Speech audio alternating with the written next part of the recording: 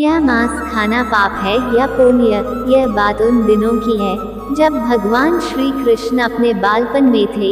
एक बार जब श्री कृष्ण एक पेड़ के नीचे बैठे बांसुरी बजा रहे थे, उसी तरह एक हिरण दौड़ता चला आया और उनके पीछे जाकर छुप गया। वो हिरण बहुत ही घबराया हुआ था। भगवान श्री कृष्ण ने उसके सिर पर हाथ फेरते हुए कहा, क्या हुआ? तुम क्यों छुप रहे हो? उसका पीछा करते हुए एक शिकारी भी वहां पहुंचा और बोला, यह मेरा शिकार है, इसे मुझे दे दो, इस पर मेरा अधिकार है। तब भगवान श्री कृष्ण बोले, हर जीवित जीव पर उसका खुद का अधिकार होता है, न कि किसी का। तब वह शिकारी क्रोध में बोला, यह मेरा शिकार है, इसे मैं पकाकर खाऊंगा। तब भगवान श्री कृष्ण बोले, किसी भी जीव को मारकर खाना पाप की श्रेणी में आता है। क्या तुम पाप के भागी बनना चाहते हो? मांसाहार पुण्य है या पाप? क्या तुम धर्म को नहीं जानते? तब वह शिकारी बोला, मैं तुम्हारे जितना शिक्षित तो नहीं कि यह जानूं कि मांसाहार पुण्य है या पाप, पर मैं यह जानता हूँ कि जीव को मारकर खाना, इसमें कोई हर्ज नहीं। मांसाहार से तो एक तो वह जीव को जीव बंधन से मुक्त कर रहा है, फिर क्यों मांसाहार से मना किया जाता है? मांसाहारी होने को क्यों नहीं कहा जाता? वैसे भी मैं इसको मारकर नीच योनि से मुक्ति दिलाकर पुण्य ही कमा रहा हूँ, फिर इस पर पाबंदी क्यों? इसे तो प्रोत्साहित करना चाहिए। जहाँ तक मैंने सुना है, जीव हत्या तो शास्त्रों में भी बताया गया है। राजा लोग शिकार किया करते थे। ऐसे तमाम तर्क देते हुए श्री कृष्ण से पूछा कि फिर क्यों ये मांसाहार गलत है और पाप की श्रेणी में आता है? आप ही बताएं, मांसाहार पुण्य है या पाप? भगवान श्री कृष्ण समझ गए कि इसकी बुद्धि मांस खाने के कारण तामसिक हो गई है और उसने सोचने और समझने की बुद्धि भी खो दी है। फिर भगवान श्री कृष्ण बोले, इस अंतहीन विषय पर पहले मैं कोई राय नहीं दूंगा। मेरी इस छोटी सी कथा सुनने के बाद तुम ही उत्तर देना कि मांसाहार पुण्य है या पाप और तुम्हें मांस खाना है या नहीं। वह शिकारी सोचने लगा कि इसमें मेरा तो कोई घाटा नहीं है, इस कथा को मैं सुन ही लेता हूँ, मेरा मनोरंजन भी हो जाएगा और बाद में मुझे इसका मांस भी मिल जाएगा।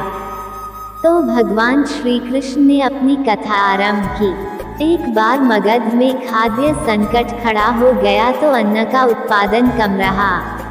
राजा को चिंता हुई कि यदि इस समस्या का शीघ्र निदान नहीं किया गया तो संरक्षित अनाज कोष भी खत्म हो जाएगा और संकट भीषण हो जाएगा। तो सम्राट ने अपनी राज्य सभा में पूछा, देश की खाद्य समस्या को सुलझाने के लिए सबसे सस्ती वस्तु क्या है? मंत्रीगण सोच में पड़ गए। चावल, गेहूं, आलू इत्यादि पदार्थों को उगाने के लिए बहुत श्रम करना पड़ता है। वह तभी प्राप्त होते हैं जब प्रकृति का प्रकोप न हो। ऐसे में तो कुछ सस्ता हो ही नहीं सकता। तभी शिकार का शौक रखने वाले एक मंत्री ने सोचा कि यही उत्तम अवसर है, क्यों न अंधाधुंध शिकार के लिए राजा की अनुमति ले ली जाए। उसने सभा में कहा कि सबसे सस्ता खाद्य पदार्थ है मांस। इसके लिए धन का खर्च भी नहीं है और पौष्टिक खाना भी मिलता है। सभी सामंतों ने इस बात का समर्थन कर दिया, लेकिन मगध के प्रधानमंत्री अभी भी चुप थे। सम्राट ने पूछा, प्रधानमंत्री आप चुप क्यों हैं? आपने कोई अनुमोदन नहीं किया, आपका क्या मत है? प्रधानमंत्री ने कहा, मैं यह नहीं मानता कि यह कथन सही है कि मांस सबसे सस्ता पदार्थ है। फिर भी इस विषय पर मैं अपने विचार आपके सामने कल रखूंगा। प्रधानमंत्री उसी रात मांसाहार का प्रस्ताव रखने वाले सामंत के घर पहुंचे। सामंत ने इतनी देर रात प्रधानमंत्री को अपने घर आया देखा तो वह घबरा गया। किसी अनिष्ट की आशंका से वह कांप गया। प्रधानमंत्री ने कहा, संध्या को महाराज बीमार हो गए, उनकी हालत बहुत ही खराब है। राज वैद्य ने कहा है कि किसी शक्तिशाली देव का 2 तोला मांस मिल जाए तो राजा के प्राण बचाए जा सकते हैं।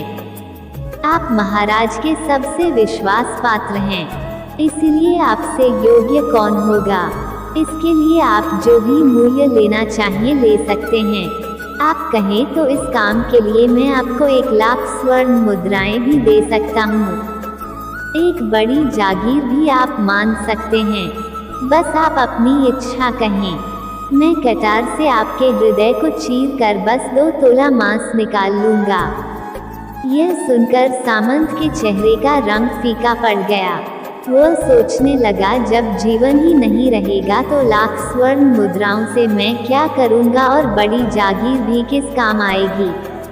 वह झटपट अंदर भागा और अपनी तिजोरी से 1 लाख स्वर्ण मुद्राएं लेकर आया। मुद्राएं देकर उसने प्रधानमंत्री के पैर पकड़ लिए और गिड़गिड़ाते हुए बोला, श्रीमंत, मैं आपकी 1 लाख मुद्राओं में अपनी 1 लाख मुद्रा और मिलाता हूँ। इस पैसे से आप किसी और सामंत के हृदय का मांस खरीद ले, किंतु मुझे जाने दे।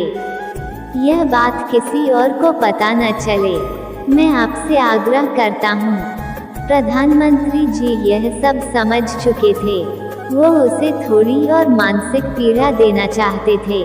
प्रधानमंत्री ने आगे कहा, सामंत, आप शरीर से बलिष्ठ हैं। आपकी कदकाठी महाराज से मिलती जुलती है, इसलिए राजवैद्य ने खास तौर पर आप ही का नाम लिया है। आपके दान से हमारे अच्छे राजा की जिंदगी बच सकती है।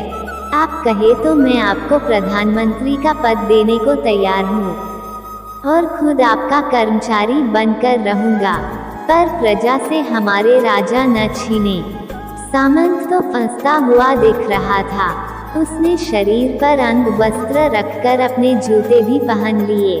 जैसे ही वह वहां से भागने वाला था, वह तुरंत प्रधानमंत्री के पैरों में लेट गया।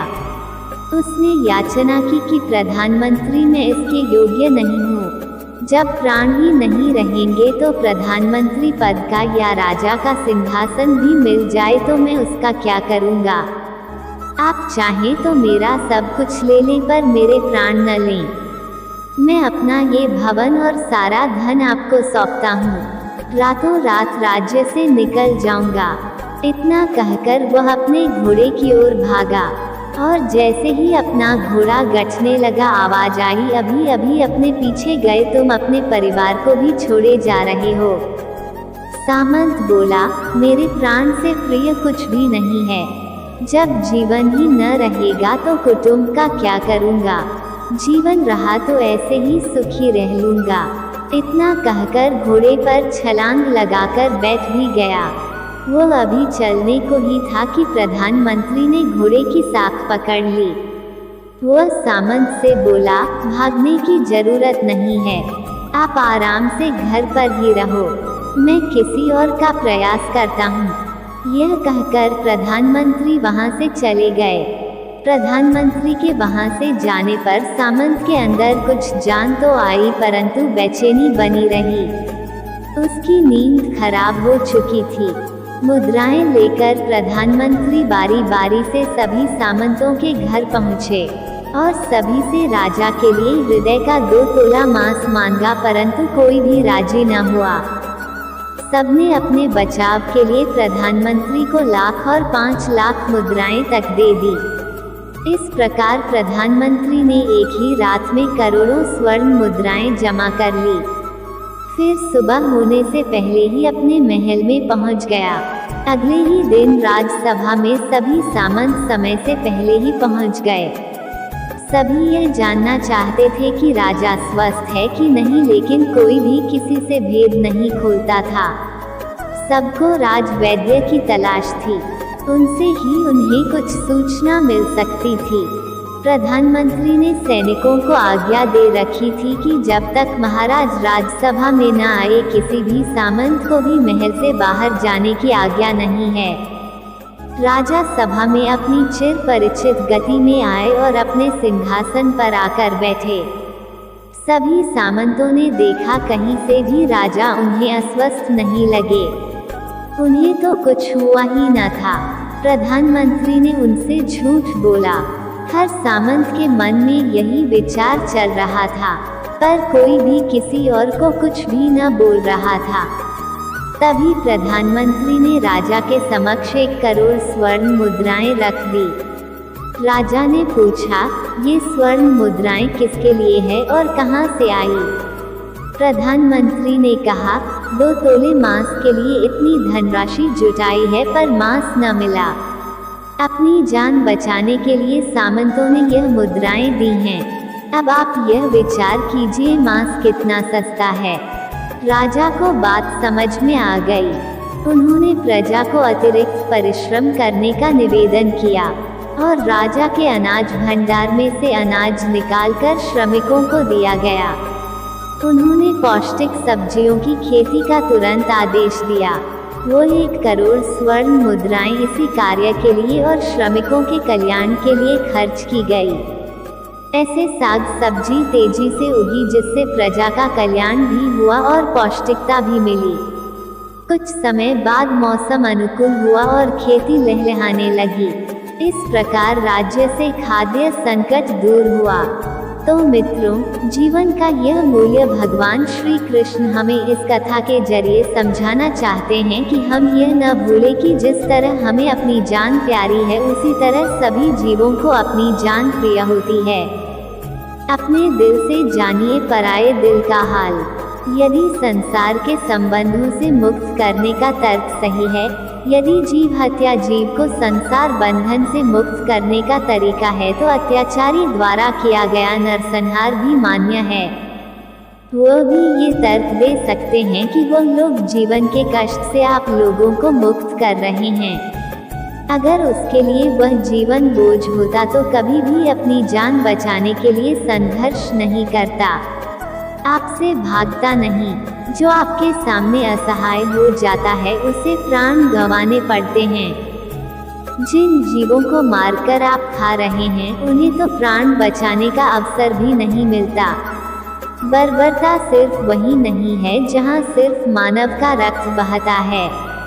बर्बरता उसे भी कही जाती है जहां स्वार्थ के लिए किसी जीव की हत्या कर दी जाए।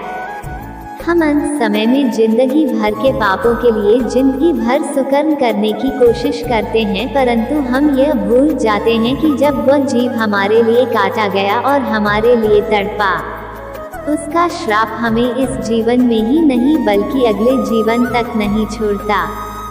परमात्मा से यह ज्ञान पाकर शिकारी परिपूर्ण हो गया और उसे ज्ञान की प्राप्ति हो गई और वह जान गया कि महानता जीवन लेने में नहीं बल्कि जीवन देने में है।